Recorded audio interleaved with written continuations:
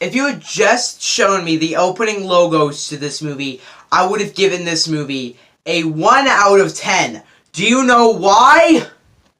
Because of the gosh dang minions! Here comes the money. Here we go. Money talk. Here comes the money. Money, money, money, money. Dollar, dollar. Dollar, dollar. Ching, ching, bling, bling. Got the chatter. Yes! Max. We are the Grinch. The Grinch. I don't know why. Never mind. I'm wearing my green jacket. I zipped it up so that I look like the Grinch. No, I don't. But yeah, I saw the Grinch yesterday. Alright, let's talk about it. So the Grinch is it's the remake, kind of the old live action movie. If you want to know anything of that movie, gotta wait till Christmas. But this is a movie that's a retelling of that story. More of the original story, more of the cartoon, the old animated movie from years ago. It's more of a retelling of that. And in this movie, you know the premise, the Grinch. He doesn't like Christmas at all for whatever reason they want to make up. And he wants to end Christmas. So what he has to do is he has to steal Christmas to everyone. Then at the end, they learn the true meaning of Christmas. You know the story, you know it. Everyone knows it. Who doesn't know the story of the Grinch? When I saw trailer 1 for this movie, I wasn't excited. Here's why. It was because of New Grinch. It was because of anything that. It was because Illumination. Look, I don't think Illumination makes particularly bad movies. I mean, I think a lot of them are bad. Like Hop, The Lorax. There have been bad ones in the past, definitely. But it's mainly just I don't like the company. Like, why do we get 4 Despicable movies? I'm counting Minions. And 2 of those grossed over $1 billion. And then the other few, and then one of them grossed over 800 million. Like, they're making millions of dollars, hundreds of millions of dollars. 2 of them have already made $1 billion. So, and then they also, The Secret Life of Pets made $800 million.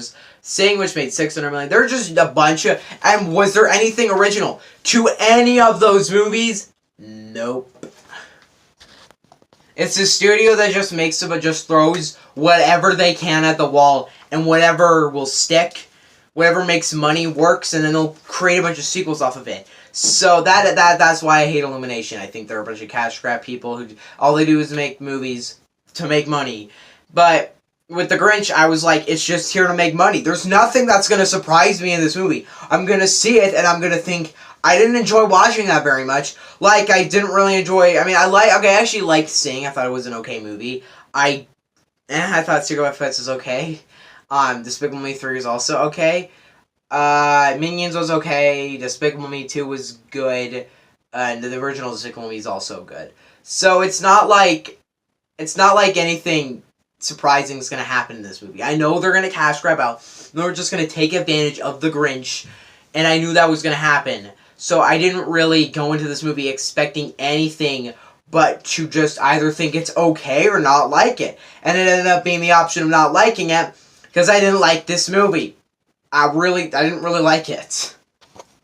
Now let's go over some of the actors and characters stuff. First off, Benedict Cumberbatch as the Grinch. I didn't like the Grinch in this movie. I thought he was entertaining. I guess he's not a character that's hard to watch. I thought Benedict Cumberbatch did fine for what he was given.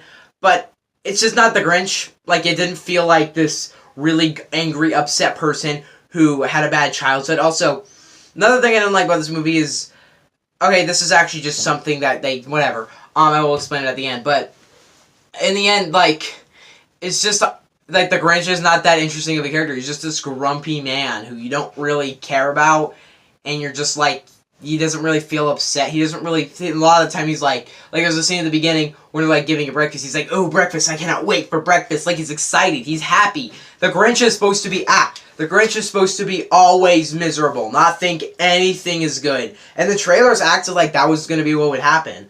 But no, he's a happy man who lives in his house, and he's not always upset. He just doesn't like Christmas and stuff. And he's like, ugh, joy. I hate joy. Except for that's everywhere around him. And the comedy in this movie, also more characters. No other characters are interesting. Cindy Lou Who is your typical, oh, she's a 7-year-old or whatever, but she's really smart. You've seen it before 1,000,000 times. I guess having Cindy Lou Who in this movie makes it a remake of the original.